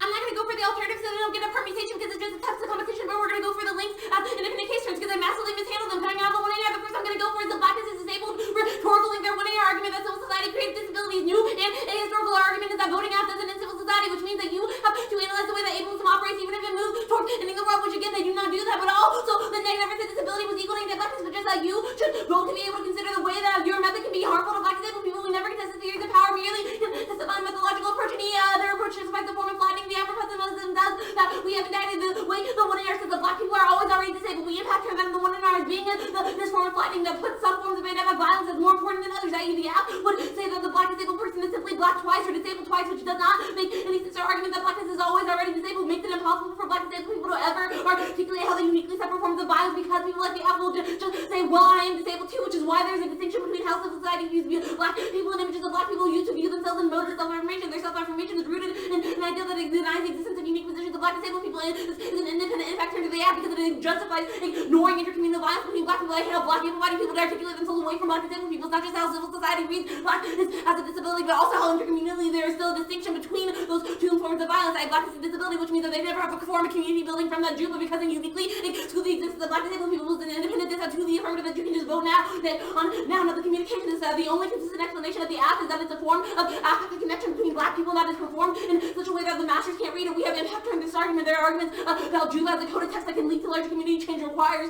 control over effective labor. This is the example we give about black disabled person who speaks too openly or too opaquely and is shamed for that impact turns the formation of their community because the people that engage in these coded messages are those people with certain normative forms of community or communicability means they can build community by centralizing those who are able and foreclosing those who are not. Now go to the case to be proper on the air. Evidence massively mishandled the idea that civil society primarily uses white masters justify saying that while the indigenous owned slaves, the slaves they owned had it better because their masters were not white, which leads to a violent privileging of anti-black violence within black communities, which is why whiteness is a form of making different types of anti-black violence seem benign, although they are always slaves, regardless of it being at the hands of a white or brown person. They say, well, if it is for helping the Palestinian conflict, but even if we should help non-black people, the rhetorical use of whiteness still allows for those non-black people and black people to ignore that non-black people also affirm themselves over blackness. They consider the impact of this is that they kill black health and survival because they tell black people to put their guard down around non-black people of color, which is how black people go into coalitions with women or natives and are fucked over in the vote or made into slaves or forced into the spice trade, which means their rhetorical frame has out-of-ground material implications for how black people respond to violence and are implicated in that violence, which is why you vote neg to reject the term whiteness and framing of the white master in favor of the use of anti-blackness as an independent voter for recognizing that it's not about a deviation from whiteness but the move away from blackness but blackness to affirm yourself, which is why anti-blackness is not better for having rhetorical understandings of violence for black people that don't allow them to put their guard down. Now, on the black women labor is that they can affirm, but they say that their only answer to this is that saying they do not get to speak for black women means that they never get to affirm black women. But where our argument here is that black women are always over-scripted and over-determined in the status quo, their voices are never allowed to be held, are never allowed to be heard, because when they do speak for themselves, it's always over-coded as not being communicating properly, which is why you vote neg, because yes, they should be able to affirm, the people can be affirmed black women's voices, but they should not get a ballot or a cookie or a prize for doing so, because it always privileges them as the proper storytellers of black women, which means they uniquely mystify black women's ability to access Juba, because it's always already overwritten by their interpretation of how black women perform that Juba in the first place. Now, their only answer on the parameters argument is that it links to the case, so all do that here. No, it doesn't. The case is saying that you shouldn't have normative ideas of community, i.e. the ability to have shared affective capacity to understand one another. The idea of parameters is uniquely that you should just have a metric for evaluating their method. It's not saying that you have to have a normative ideal of a method, but you just should have a way of the judge ability for the judge to delineate between methods. Otherwise, the last second to arbitrary distinctions of which the judge likes better, because they have no way of evaluating their ballot. It's just about whether or not the method happened and who performed the method either first or who they like better. Now, parameters says that the app doesn't get to just provide a method. They have to find it in a way that one is delineating it from others, and two, wait for the judge to evaluate whether that method has been done or not. We have flagged that these are particularly violent frames of debate in the context of whether black people or minorities in debate, because they always automatically lose before they open their mouth, which is just replicating the always already imposed failure the world regulates them to. But now in debate round, because the app's refusal to allow you to determine the delineation method, particularly when they phrase the method as always already being done, so you should just de facto get the ballot because they presented their first means that any black person that goes against them has not performed it right or first, and therefore loses, which is how society outside around already treats them, which means they replicate the violence in space, which is why standards are not good. They haven't handled the arbitrariness about how when Juba is a method everyone is always already doing, they merely claim the squirrel and that the judges no longer look at the method and default to performativity. Their only argument about Juba is that it leads you to evaluate performativity, and that is bad. We're saying no, the ability to not provide standards means you inevitably lapse back into performativity, because Juba is the method everyone is already doing. So if everyone is already doing, that means the neg has always already post-facto performed, already done or affirmed the method of the app, since the neg is always already doing it, which means if both teams can affirm the same method, you need a way of delineating that. Without a way of delineating that, it just becomes who you think performed the method better or who you like as a debater better, which is how the arbitrator did that when conceded means that the ballot always becomes a violent referendum for who did it better, which means that you become the evaluator of bodily capacity, and they conceded that this disproportionately hurts deviant bodies, i.e. like trans women or black debaters, because they are never seen as performing enough. Our Harvard evidence impacts us out because black women are never seen as doing the performative labor capable enough, which means this is an independent dissent about how people are evaluating the debate, which is why standards are always going to be something that is formed negative, which they have completely conceded coming out of the 1NR. This is a very low threshold to meet. They did not meet it, which means you can either de facto vote on presumption because everyone is already doing it, vote on the terms because of their ballot framing is violent, or vote on their community building is violent, which they conceded on the K debate, or that they shouldn't get a cookie for talking about black women. Multiple ways. Yeah, 352.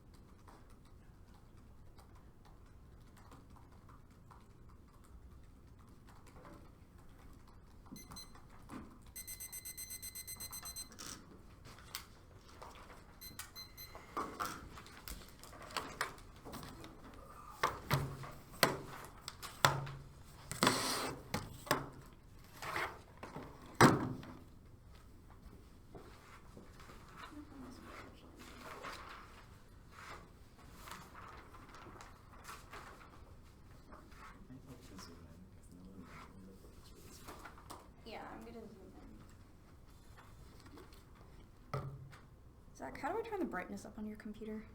The touch bar. There's a little sign. Oh. Oh gosh. Your computer's weird. Okay. It's gonna be case K.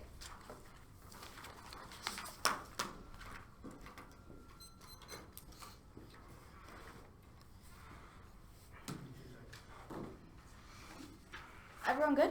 Hold on 1 second. You said case K, right? Yeah.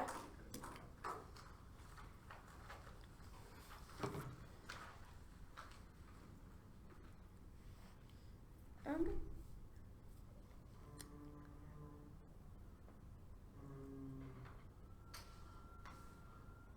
Oh, no wonder that doesn't make sense.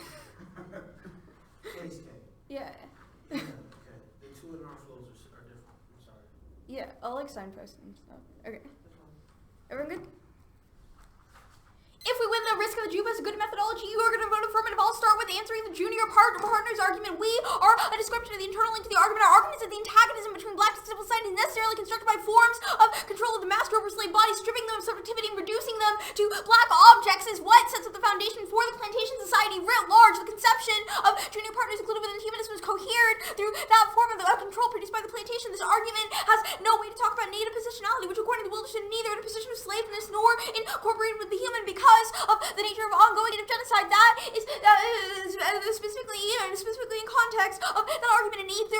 Even Wilderson says that we should resist forms of anti-blackness against black and subjects such as Palestinians, but says that we should be cognizant of the ways in which they inevitably reproduce forms of anti-blackness because they do have a liminal investment. There's no articulation of the performance of the act that excuses or sidesteps this on the link debate. Besides saying that we said white master, which is a tenuous link that I've already explained above. We also don't provide we don't call for a coalition of non-black people of color, which takes the only impact to this argument. Our Abdullah evidence provides context for that because black aesthetics are uniquely something that is uniquely communicated between black folks and the level of affect and emotion. Juba's base in the affect precludes those forms of coalition building, which link turns this out because there's no way that non-black people can provide a co-option argument. I'll answer the black women dissad next. First of all, the AF is an objection that the imposition of requirement for resisting the entirety of this card is talking about how black women's survival is demonized.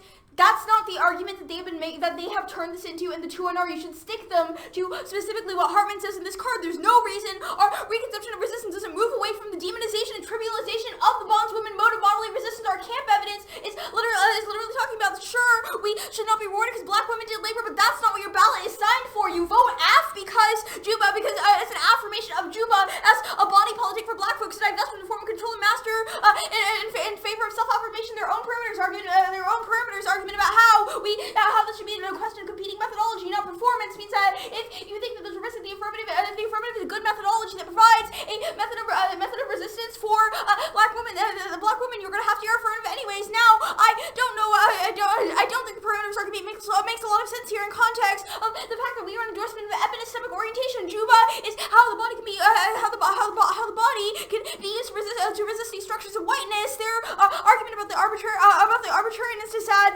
Assumes that we are a question of performativity, which was never an argument that we have made. I guess in debate speak, you could say that we have always already been meeting this. This interpretation takes up their arguments about how that leads to judging intervention and arbitrariness. Their arguments about internalization or how you should, their arguments about presumption assume that is a question of performativity because black people are always already performing Juba, but the presentation of our scholarship is what generates uniqueness because we have presented the scholarship, and this is a debate of competing methodologies. That means that the presentation of the scholarship in this debate round has produced the uniqueness, and is a good reason to vote affirmative if you think that the affirmative is a good method. They have also conceded the argument that specifically that this would mean that every argument would be inevitable because that would be like saying that because there are Marxists, the cap K is no longer unique. It doesn't make a lot of sense because the presentation of scholarship is what generates uniqueness. Go to the K because they did not go for the alternative.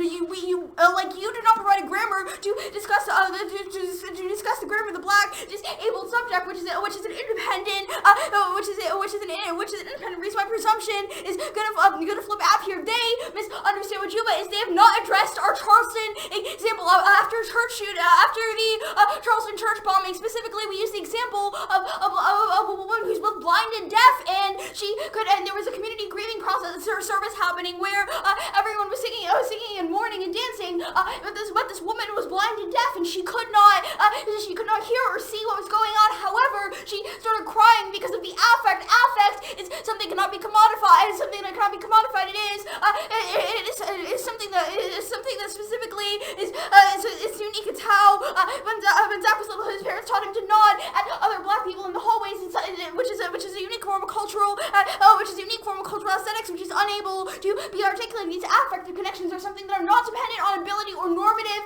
forms of understanding, because it is something that is not legible or conscious, but rather something that is by definition affective. Their argument that some black people are too opaque or not able to communicate correctly assumes that we are based on a legible understanding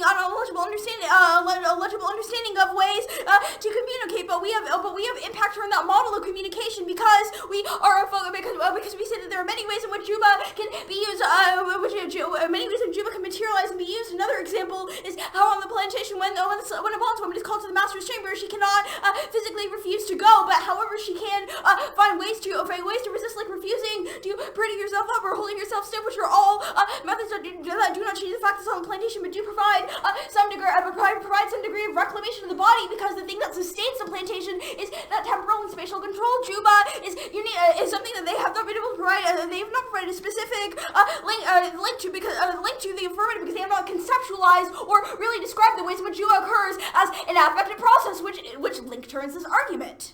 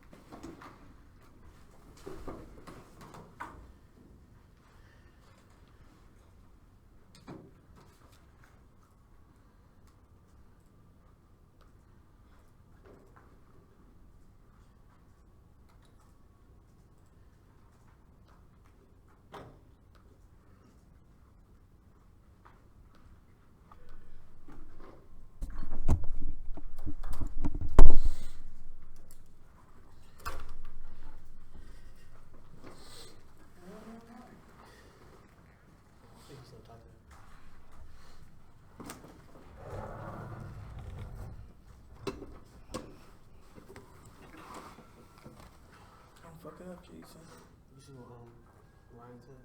Mm-hmm. That's the insides. Either way you chose. Huh? Either way you chose.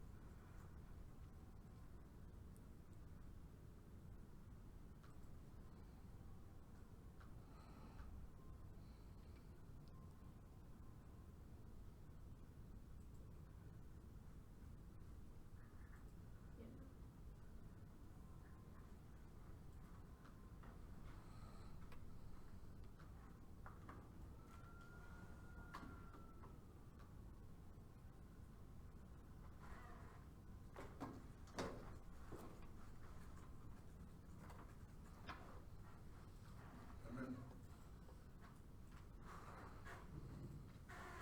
Come in. So do we wait for Gary, please?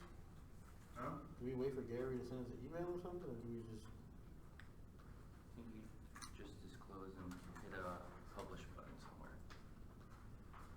Oh, this is a published one. Oh, okay. I'll announce it and press the publish button. Okay. The decision is a 3-0 for the negative from Cornell.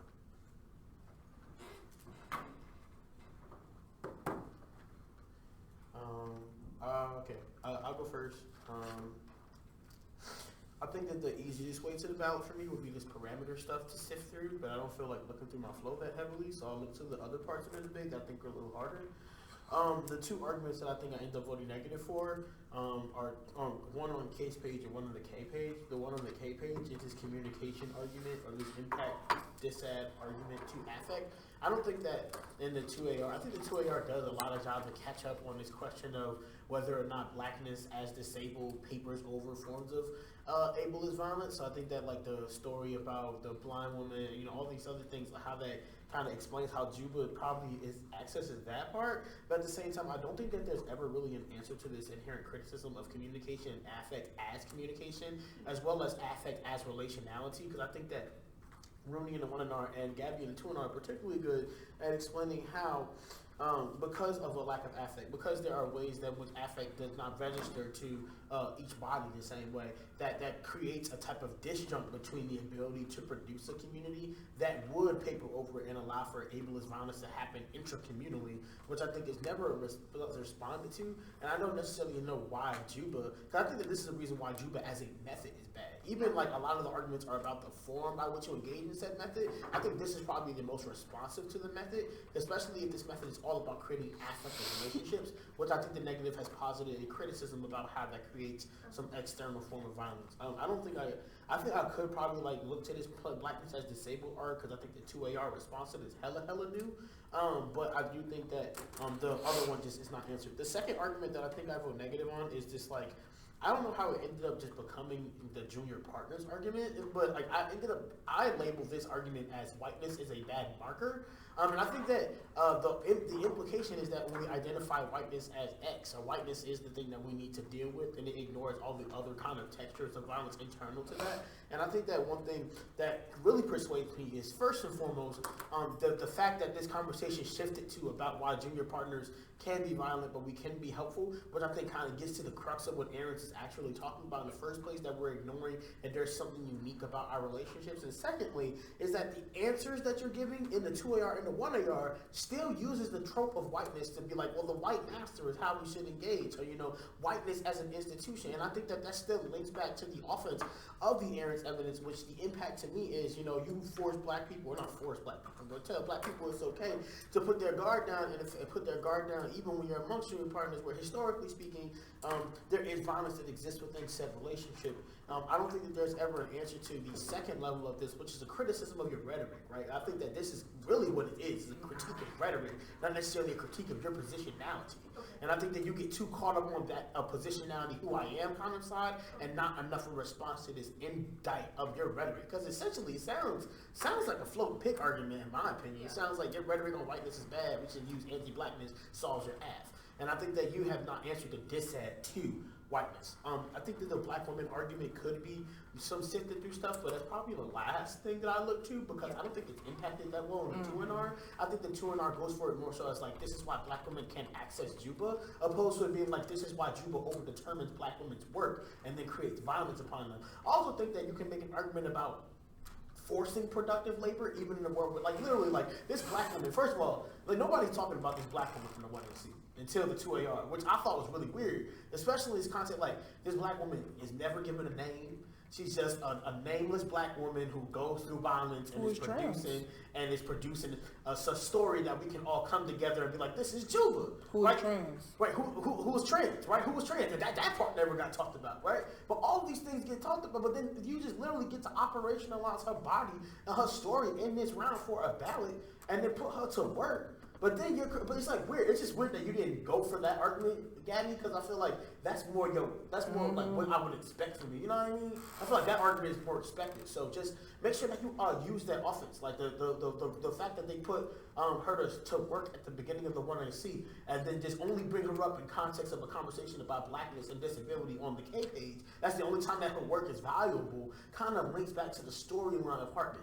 I think if you're also going to go for, like, you know, stick them to the card, not to the warrants that they're going for, I think you need a warrant as to why that is a good thing. Because I think that my default is to be like, all right, she read the card and came up with this argument based off of her literature, which is a good thing, right? So I think that you need to, like, if you're going to be like, not warrants, but card, but literature, need a reason as to why that's true.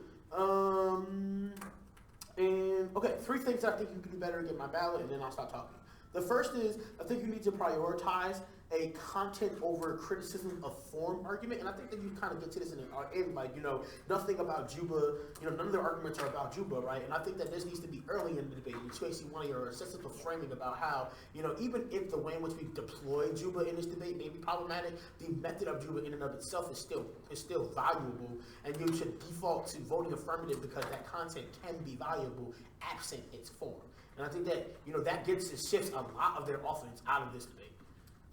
And you only have to deal with this, like, communicative affect argument, which I think that, you know, it's easier to deal with one argument than to deal with 7 arguments that are about your 5 arguments about your form and 1 about Juba. The second thing is, I think you need a better defense of affect in this debate. Why is it a good method of relationality? Is all affect the same? Is all affect bad?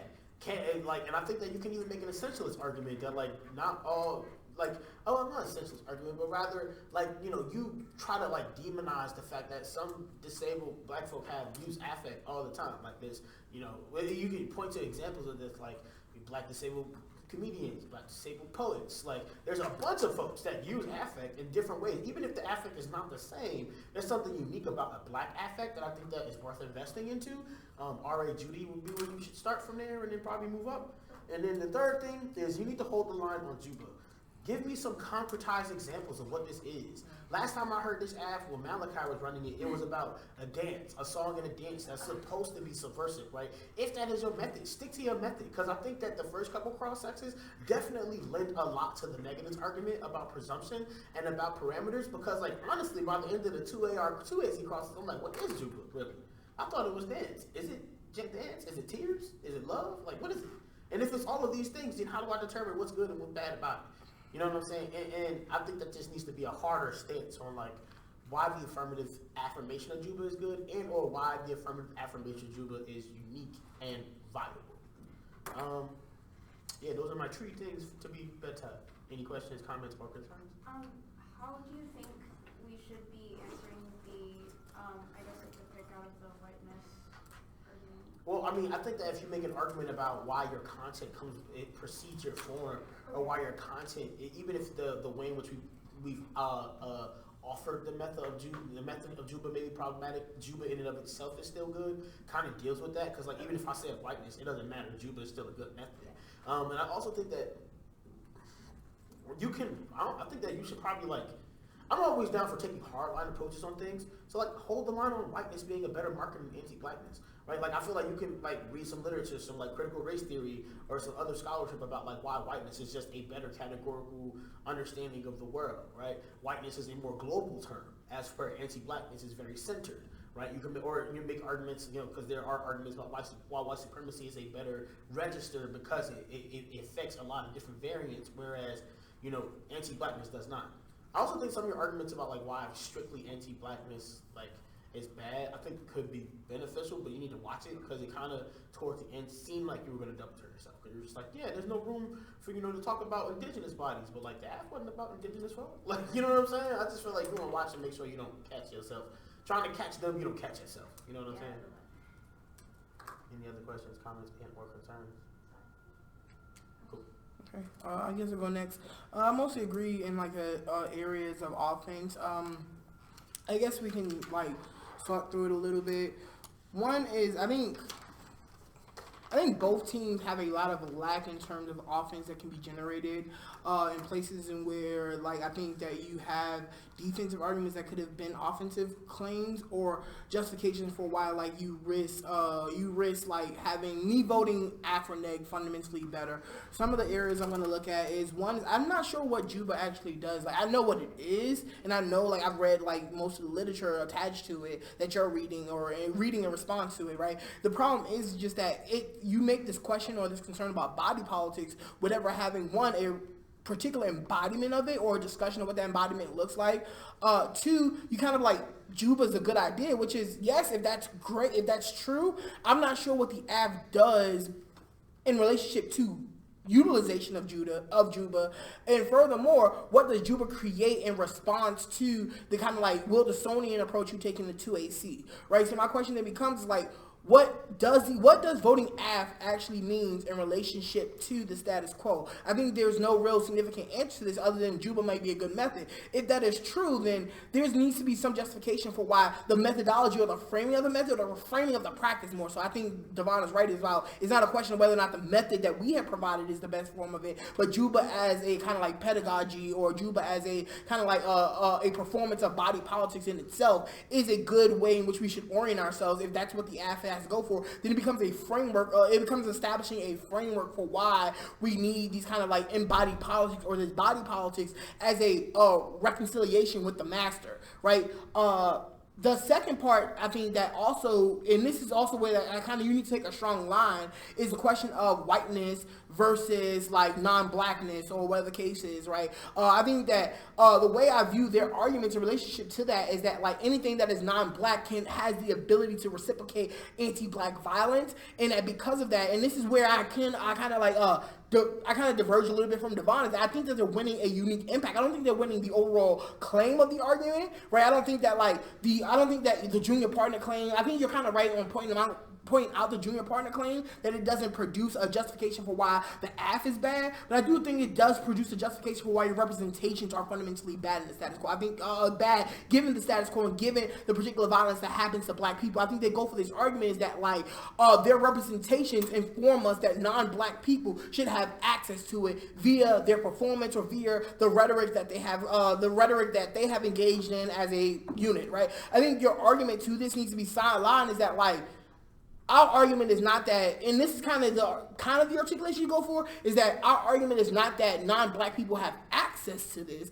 Our argument is that white people are fundamentally wrong. I think the way you need to go for this is that our argument is a question of orientation. Our argument is that if the master is the one who manipulates bodies, right, then all those other forms of reciprocal harms are generated off of white supremacy, and more so, right, the practices of white institutions, right? And our argument, and then this is the second part that probably would give you more offense, is the question of assimilation, right? So they have assumed through their junior partner framework or their framing of the junior partner claim, which is, I don't really think it's a junior partner claim, right? Their framing of the non-black claim, right, is one that like, because of non-blackness, anti-blackness will happen. But your argument should be is that assimilation is what justifies those representations or that particular rhetoric of anti-blackness. I.e., one, I'm not culpable for it, and two is it is literally the ability for us to forge strategies like this that allow for us to contest and combat forms of anti-black violence, whether they happen from white people or non-white people or non-black people, right? And more so is that our problem here is not the white master, but our problem here is the way power dynamics function, right? So there's never any like diving into this debate to just be like, look, your argument is that this person is bad versus this person is bad. Our argument is that we don't give a fuck about any individual practices. We think that all individual practices have moments of like failure, right? Or moments of like, you know, drawback or ambush of whiteness, for example, right? But our argument is more so how power operates dynamically given institutional practice, given the ways we interact in these spaces. So if your claim is one that as a brown person, I don't have access to these claims, you are actually 100% right. Does that mean that Juba is not a good idea or a good framework that we should forward? No, it does not mean that. It means that furthermore, we need to adopt a larger way in which we protect or more so optionalize black aesthetics, right? I think that's your Abdullah evidence as well as the second piece of camp evidence, right? So making those particular claims that like you can win this debate all you want to that junior partners are fundamentally bad, and I will agree too that junior partners are fundamentally bad. It doesn't mean that the theory that we have forward is something that should be rejected, right? Furthermore, you should also try to be like, I'm not problematic, I'm not like anti-black, but I think your debate needs to be not necessarily that, but this becomes a distraction away from the mechanism that can be used to alleviate or begin to deal with the ways in which anti-blackness is formed through our relationship to the plantation. Right, so just kind of that articulation would stir a lot of the offense that they're generating because they make it, you kind of take it personal when in reality I think it is a question of representations, and I think that if you answer that your representations are still good and that they have to prove some justification for why your particular production in this space is anti-black or produce anti-black violence, then that's true. But I think they win a risk of this psychological violence argument, which is more so is that it kind of produces this like safety without control, which kind of I think you could easily connect more so with this parameters debate, right? Is that it assumes that like my performance of Juba would meet the same level of certainty or the same level of certainty as, you know, any other performance of Juba, which for some people who are dealing with having to work in multicultural spaces may be problematic and may produce some form of violence that means that either they cannot perform themselves through Juba or that performance in itself become labor for other people to utilize, right? I think this becomes the best articulation given the 2NR of this argument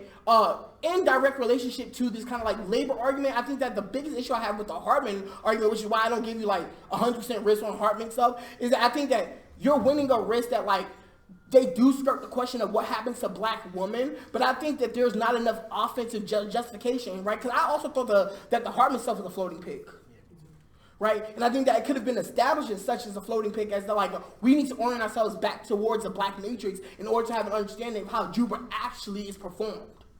Right, is that we learn our performances through the embodiment of like gender racism and not gender racism, but gender race performances, right? That is particularly that cultural aesthetic that we need to engage in, and that kind of just having this vague understanding of Juba allow for these textures of violence to happen when your performance of Juba could be fundamentally violent to the ways in which I perform my rendition of Juba, right?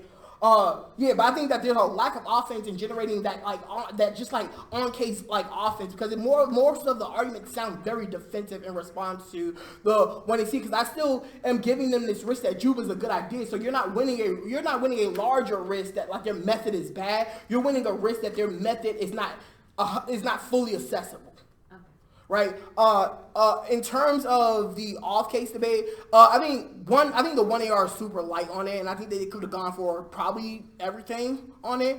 But two, I think that you're making the wrong answers. Your argument is that like we can meet you there instead of nah, this shit is problematic, right? Because you kind of start off with the Wilson says that all this shit is problematic, and then towards like the cross-ex towards the 1AR is more so of a like we can meet in the middle somewhere. Right? I think you need to be like, no, fuck this shit. Black performances are fundamentally key. And our argument is that performances happen at every level. The fact that you think affect is something that people with disabilities do not access is exactly how we can articulate violence or furthermore, how preclusion actually does happen. right? Two, I would also strain them on the question of how do you get access to this question of blackness and disability, right? Not this kind of oneness argument that like we can see blackness and disability on a 1-to-1 ratio, but more so is what privileges these particular experiences of blackness and disability in a world where blackness situates, or not blackness, but anti-blackness situates the ways in which we articulate suffering and violence. Right? So your argument, and again, this is a question of how power operates versus performativity alone.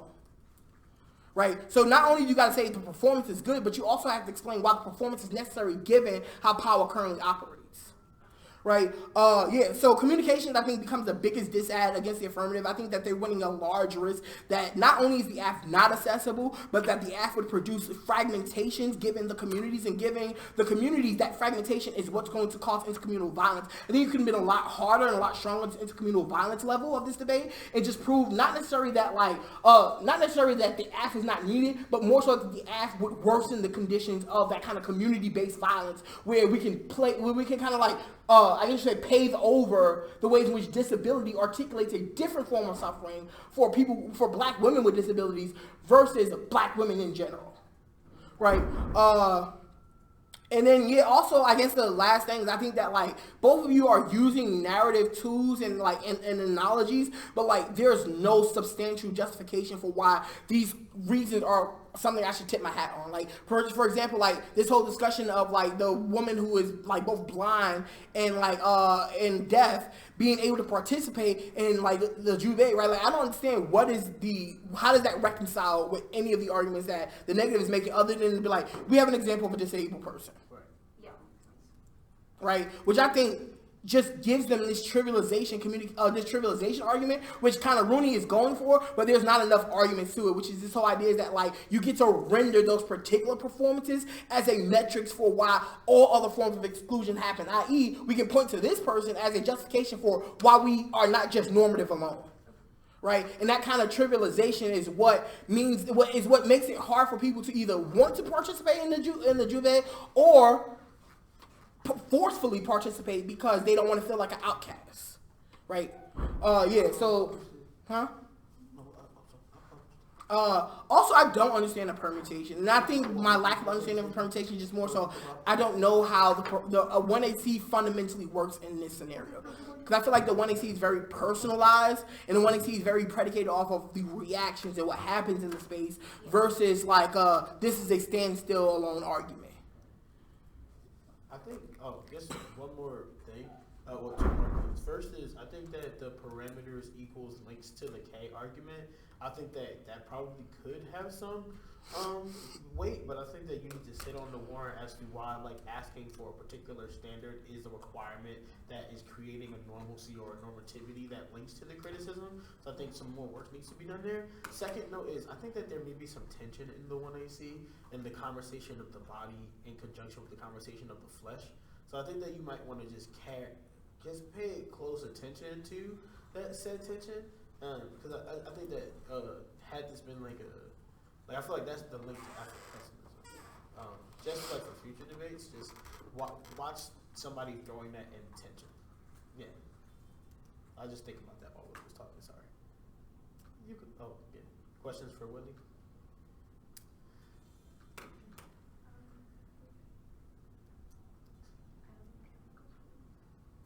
All right, Blacksmith.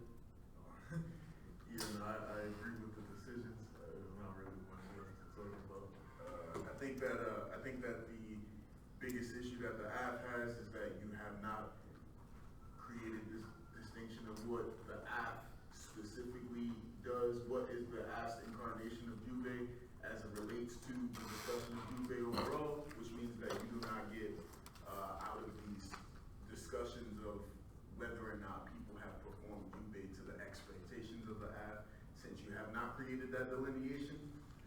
That also means that people who are disabled do not perform in the way that you expect them to perform will be considered outcast into the community, and that community revolves around that sort of individual notion of ability to perform this instance of Juve. I think that a clear distinction of what it looks like to engage in the app's form of Juve would probably allow you to get out of those conversations of like, well, what if somebody performs in this way, or what if somebody performs in that way? Because then you have a clear distinction of what it looks like to perform in the AFS context, or whether or not performance is necessary. Because it seems like you have created this sort of aspect of the AF that is just about affect and not about the performance of Juve at all. So then why is Juve a part of the mechanism at all if it's just going to get into links of performativity? Because most of the answers that you're giving me are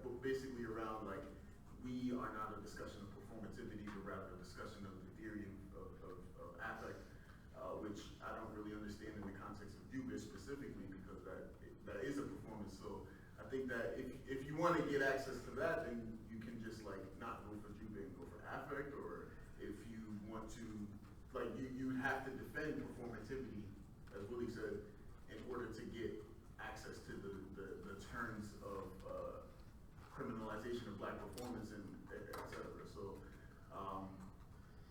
instead of trying to no link the offense, you just need to go into the link terms, impact terms, like the stuff that you're talking about with the Wilson evidence, that they're mystifying the way anti-black violence operates, and that black performativity is a way to mitigate the trauma that is experienced because of anti-black violence, and that they are that sort of criminalization of that performativity because there is multiple levers at which this performance operates, meaning that there are multiple different participants, and we are resolving some sort of contingent form of anti-black violence through the performance of the 1AC.